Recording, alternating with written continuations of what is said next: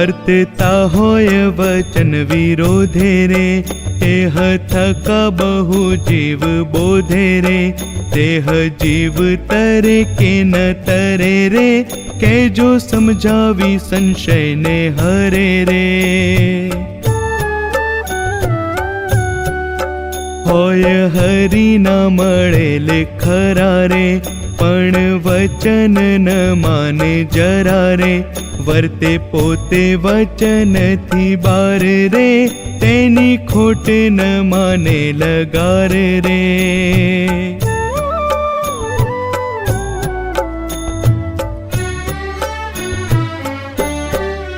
થયો પ્રભુથી પોતે વિમુખ રે, માન્યું પામ્યો પૂરણ હવે સુખ રે, કે છે બીજાઓને કોરે તેડી રે, હું તો નિસર્યો છું ભાંગી બેડી રે.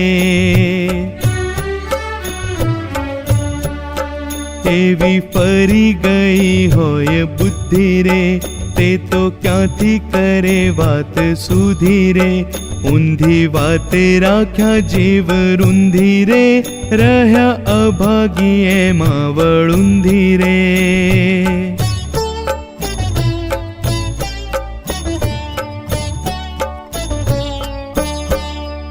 એનું કલ્યાણ થાય કે ન થાય રે, કે જો સમજાવી સંશય જાય રે, કહ્યું કલ્યાણ હરિ હરિદાસે રે, માટે મેં પૂછું તમારે પાસે રે. એવું સાંભળી બોલ્યા મુક્ત રે, સુણ જિજ્ઞાસુ તેની વિગત રે, જે જે કહ્યા હરિએ વચન રે, તેમાં રહે જ્યાં લગી જન રે.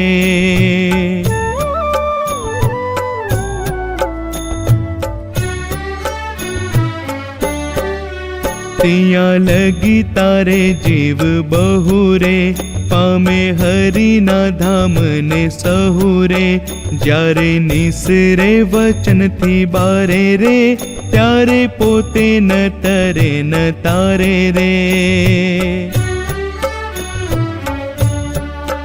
જેમ જળ બાર થયું જાજ રે, તૈયે તર્યા તારવાની નાજ રે, શક્કો તજીને ચાલે સિપાઈ રે, તેનો ન ચાલે હુકમ કાંઈ રે.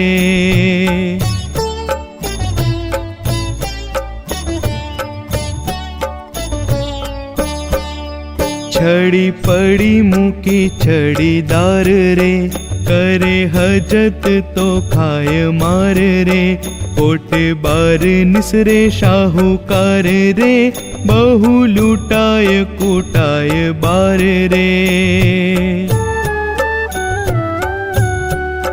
તેમ સંત વચન જો ત્યાગે રે, તેને કાળમાયાનું લારું લાગે રે, બીજાને તો ક્યાં થકી તારે રે, પડ્યું પોતાનું પણ ઉધારે રે.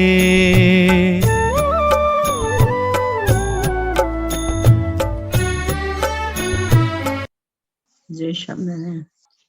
વક્તા હોય વચન વિરોધી રેવા, થકા બહુ જીવ બોધે રે, પોતે જ આજ્ઞા લોપતા હોય અને આજ્ઞા લોપીને બીજા જીવને બોધ દેતા હોય. પ્રથમના 42 રહસ્યાર્થમાં હતું ને, સત્સંગમાં કુસંગ. તો આજ્ઞા લોપતા હોય એનો જે સંગ કરવો તે સત્સંગમાં કુસંગ કહેવાય.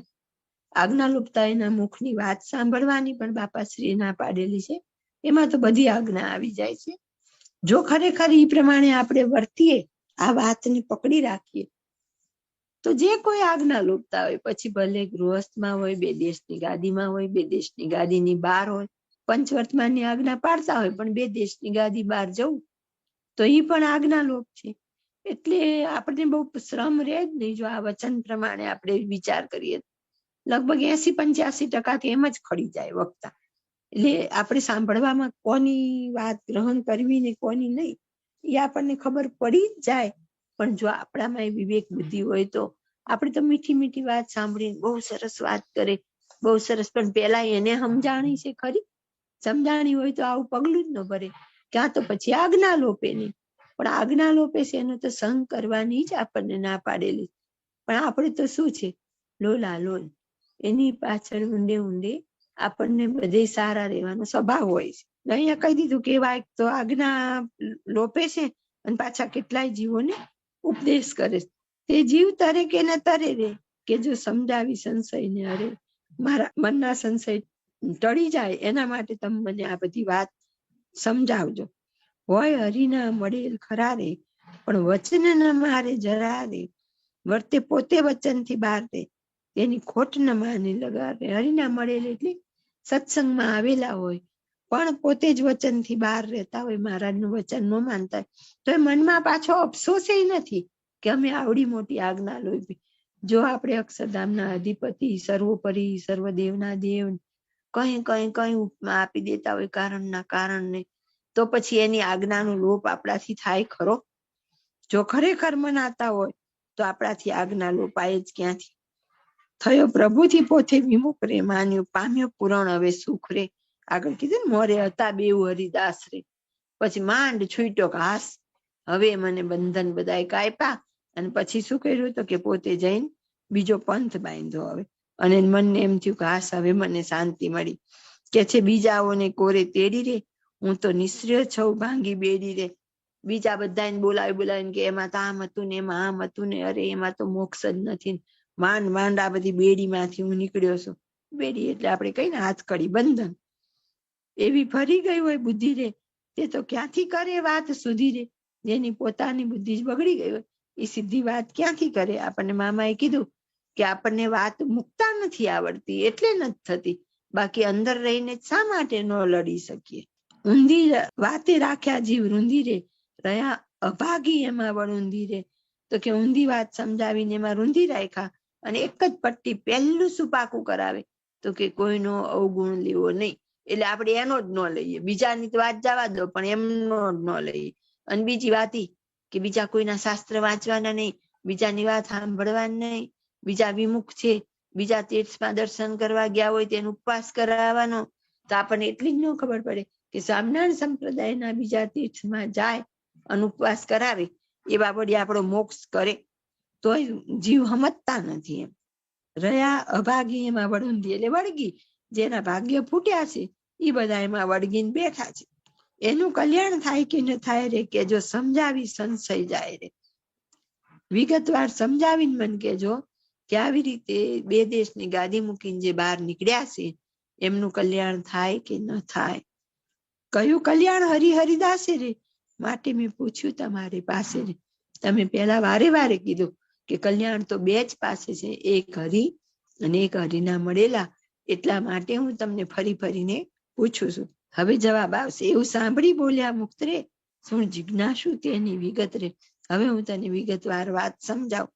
જે કયા હરિએ વચન રે, તેમાં રહે જ્યાં લગી જન રે. જે વચન કીધા છે એમાં રહેશે ત્યાં સુધી તો વાંધો નહીં આવે. જ્યાં લગી તારે જીવ બહુ રે, પામે હરિના ધામને સૌ રે. જ્યાં સુધી વચનમાં રહેશે ત્યાં સુધી તો બહુ જીવને તારશે, પણ જેવા બહાર નીકળશે તો શું થશે? જ્યારે નિસરે વચનથી બહાર રે ત્યારે પોતે ન તરે ન તારે રે. આ લીટી આપણે યાદ રાખવાની. જેણે જેણે આજ્ઞારૂપી લીટો લોપ્યો એટલે ગમે એવડી મોટી વાતો કરતા હોય પણ પોતે નહીં તરે અને એની સાથે જોડાનારને પણ નહીં તારે. હવે આપણે આ લીટી અધૂરી છે પણ વચ્ચે બાપાશ્રીની વાત લઈ લઈએ, કારણ કે આના રિલેટેડ અગત્યની છે કે બાપાશ્રીએ પણ આપણને બે દેશની ગાદીથી બહાર નીકળવાની ના પાડેલી છે. સત્સંગમાં બીજી આપણી સંસ્થાઓના હિસાબે આપણા વિશે પણ એવી ગેરસમજણ પ્રવર્તે છે કે આપણે બે દેશની ગાદી બહાર છીએ. તો ખરેખર આપણને બધા જે કોઈ આમાં જોડાયેલા છે એમને આ વિગત ખબર હોવી જોઈએ કે આપણે બે દેશની ગાદીમાં છીએ. આપણે જ્યારે સત્સંગ રૂપી કોઈ મોટું કાર્ય હોય, સત્સંગ બ્રહ્મયજ્ઞ હોય, એમાં જે આમંત્રણ આપવામાં આવે તે બે દેશના સંતોને આમંત્રણ આપવામાં આવે છે. પછી આપણે અહીંયા ઉતારો દેવાનો થાય તો બે દેશની ગાદીમાંથી જે સંતો આવે એમને ઉતારો મળે, બીજાને દર્શનની છૂટ પણ ઉતરવાની છૂટ. આજ સુધી આ પ્રણાલિકા ચાલુ જ છે. તો આપણને ખબર હોય તો કોઈનો સંશય ટાળી શકીએ કે આપણે બે દેશની ગાદીમાં જ છીએ. હવે આપણે વચ્ચે લઈશું બાપાશ્રીની વાત, ભાગ 1, વાર્તા નંબર 40. સ્વામિનારાયણ હરે. બાપાશ્રીની વાતો ભાગ 1, વાર્તા નંબર 40. સ્વામિનારાયણ હરે. સંવંત 1962 ના જેઠ સુદ ચોથને રોજ બાપાશ્રી કૃપા કરીને વાત કરી છે. મૂડીમાં સાધુ બાળકૃષ્ણદાસજી બહુ મોટા સાધુ છે અને ત્રણેય અવસ્થામાં શ્રીજીની મૂર્તિમાં રહે છે ને સર્વને દિવ્ય જાણે છે ને સર્વનો ગુણ લે છે, અવગુણ કોઈનો લેતા નથી અને ધ્યાન ભજન કરે છે. આ સભામાં મધ્યસ્થ શ્રીજી મહારાજ વિરાજે છે અને ચારે કોરે સર્વે મુક્ત બેઠા છે એવી આ સભા છે. તેને વિશે મનુષ્ય ભાવ આવે ને તેને મૂકીને બહાર જાય તો તે મહા દુઃખ, ભૂખ અને મારનો ભોગતા થાય ને જીવનો નાશ થઈ જાય. માટે ભલા થઈને સત્સંગ દિવ્ય જાણજો. કદાપી આ દેશમાં ન બને તો વરતાલમાં જાવું અને વરતાલમાં ન બને તો આ દેશમાં રહેવું. એટલા માટે શ્રીજી મહારાજે 2 દેશ કર્યા છે. તે જેને જ્યાં સાનુકૂળ પડે ત્યાં તેને રહેવું ને સુખે ભગવાન ભજવા. 2 માંથી એકેય દેશમાં ન બને તો એક ગામના મંદિરમાં પડ્યા રહેવું અને તે ગામનો જે ધર્માદો આવે તે મૂળ મંદિરમાં પહોંચાડવો. આ વખતે કળીનું બળ વિશેષ છે, તેથી દરેકનો ધર્મ ઘણો ઓછો થઈ ગયો છે ને જળ અને ચૈતન્યમાં માયામાં લેવાઈ ગયા છે, તે જાળવજો. ઇતિ વાર્તા 40 થઈ. જય સ્વામિનારાયણ. આ વાતનું અનુસંધાન આપણને બધાને હોવું જોઈએ, જેથી આપણે કોઈને ગેરસમજણ દૂર કરી શકીએ.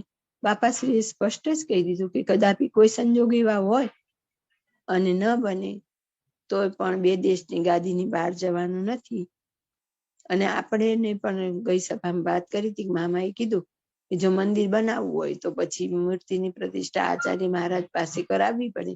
એટલે ભરાડાના સત્સંગ સમાજે પણ બહુ તકલીફ બેઠી હતી, બહુ પ્રતીક્ષા કરી હતી, પણ પ્રતિષ્ઠા તો આચાર્ય મહારાજ પાસે જ કરાવી હતી. અને બાકી બીજા છે એ આપણે બધે ભવન કે હોલ એવી રીતે રાખીએ છીએ, પણ મંદિર આપણે બનાવતા નથી. અહીંયા પણ અબજી બાપાશ્રીની છતેડી અને હનુમાનજી મંદિર ટ્રસ્ટ બળદિયા એવું નામ છે. આપણે મિશનમાં શ્રી સ્વામિનારાયણ ડિવાઇન મિશન નામ છે, સ્વામિનારાયણ મંદિર નામ નથી. એટલે આપણે મહારાજના વચન પણ પડાઈ જાય છે અને આપણે જે એક રુચિવાળા ભેગા બેસીને સત્સંગ કરવો છે એ કામ પણ થઈ જાય છે. જેમ જળ બહાર થયું જાજરે, અહીંયા તર્યા તારવાની ના જ રે. જહાજ તો બહુ જ સરસ છે, ફેસિલિટી બધી બહુ જ સરસ છે, ન્યૂ બ્રાન્ડ છે, પણ એ ક્યાં છે તો કે પાણીની બહાર. હવે એ નહીં તરે ને એમાં બેઠેલા કોઈને નહીં તારે. ભલે અંદર તૂટલું ફૂટલું હોય પણ પાણીમાં હશે તો એ તારશે, પણ ઓલું જહાજ તો ક્યાંય જશે જ નહીં, જ્યાં છે ત્યાં રહેશે. સક્કો તજીને ચાલે સિપાહી રે, તેનો ન ચાલે હુકમ કાંઈ રે. જે એને બેચ આપવામાં આવે છે એ જો સિપાહીએ પહેરેલો હોય ત્યાં સુધી જ એનો હુકમ ચાલે, પણ કોઈ પણ કારણસર એને સસ્પેન્ડ કરવામાં આવે અને પછી એ જ વ્યક્તિ જો બીજે દિવસે ઉભો રહે તો કોઈ એની વાત માને ખરું? એનો હુકમ બંધ થઈ જાય. એમ 2 દેશની ગાદીથી બહાર નીકળીએ એટલે આપણું બધું જ બંધ. છડી પડી મૂકી છડીદાર રે, કરે હજત તો ખાય માર રે. પોતાની જે આપેલી હોય જમાદારની હોય એને સોટી આપેલી, એ જો પોતે જેની પોલીસની ડ્યુટી હોય કે જે કોઈ ડ્યુટી હોય એ ડ્યુટી ઉપર છે જ્યાં સુધી નિયમ મુજબ, ત્યાં સુધી એની વાત કોઈ માને. પણ જો એની બહાર નીકળી જાય, એનો હુકમ કરે કોઈને, સાંજે ધારો કે પોલીસની ડ્યુટી પૂરી થઈ ગઈ, પછી જ પોલીસ ઉભો છે શેરીમાં કે ગમે ત્યાં અને સીટી મારે કે ભાઈ બતાવો તમારું લાયસન્સ, તો એનું કઈ ચાલે નહીં. કોટ બહાર નીસરે સાહુકાર છે, બહુ લૂંટાય કૂટાય બહાર છે. એક જે લક્ષ્મણ રેખા બાંધેલી છે 2 દેશની ગાદી, એની બહાર નીકળ્યા જેમ સીતાજીનું હરણ થઈ ગયું, એમાં આપણે પણ જેમ બહાર નીકળ્યા તો બહુ લૂંટાય કૂટાય 2 થાય. લૂંટાય પણ ખરા અને કૂટાય પણ ખરા. કેમ તો કે બહાર નીકળી ગયા. તેમ સંત વચન જો ત્યાગે રે, તેની કાળ માયાનું લારું લાગે રે. આમ એવું કહેવાય કે અમારા આશ્રિત તો કાળ કર્મની માયાથી પર થઈ ગયા છે, પણ જો વચન કઈ આપણાથી લોપાય તો તરત જ આપણને કાળ માયા અસર કરે છે. કાળનું કોના ઉપર નથી ચાલતું તો કે જે એકદમ અનન્ય આશ્રિત હોય એના ઉપર કાળ કર્મ ને માયાનો હુકમ ચાલતો નથી. બીજાને તો ક્યાં થકી તારે રે, પડ્યું પોતાનું પણ ઉધારે રે.